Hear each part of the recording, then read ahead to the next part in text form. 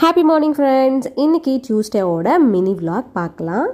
இன்றைக்கி பார்த்திங்கன்னா மார்னிங்கே கொஞ்சம் நல்ல வைபாக இருந்துச்சு எனக்கு எந்திரிக்கிறப்ப ஸோ அந்த ஒரு ஆக்டிவ் மோட்லேயே என்னோடய வேலையெல்லாம் ஆரம்பித்தேன்.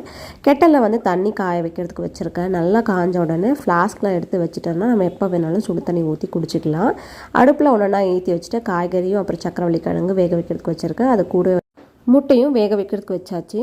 பக்கத்தில் பார்த்திங்கன்னா மாவும் பிசைஞ்சு எடுத்து வச்சுட்டு கொஞ்சம் நேரம் ஊறட்டான்னு சொல்லிட்டு அதுக்குள்ளே அரிசியை கழுவி ஒரு தனியாக பாத்திரத்தில் நான் கலெக்ட் பண்ணி வச்சுக்குவேன். தண்ணி எடுத்து செடிக்கு ஊற்றுறதுக்காக அதையும் குக்கரில் வச்சு அடுப்பில் வச்சுட்டேன். இப்போ சப்பாத்தி நல்லா திரட்டிட்டு சப்பாத்தியும் சுட்டு எடுத்துட்டோம்னா அந்த வேலையும் முடிஞ்சிருச்சு. பாக்ஸ் எல்லாம் பேக் பண்ணிவிட்டு ஆஃபீஸுக்கு கிளம்பியாச்சு. ஈவினிங் ஆஃபீஸில் இருக்கிறப்ப செம்ம மழையாக இருந்தது, குளிராகவும் இருந்தது. அதனால் செம்மையாக ஒரு காரமாக புளிப்பாக சாப்பிடணுன்னு தோணுச்சு. வீட்டுக்கு வந்தோன்னே பச்சை புளியை ரெடி பண்ணிட்டேன். செம்ம டேஸ்டியாக இருந்துச்சு இந்த குளிருக்கு.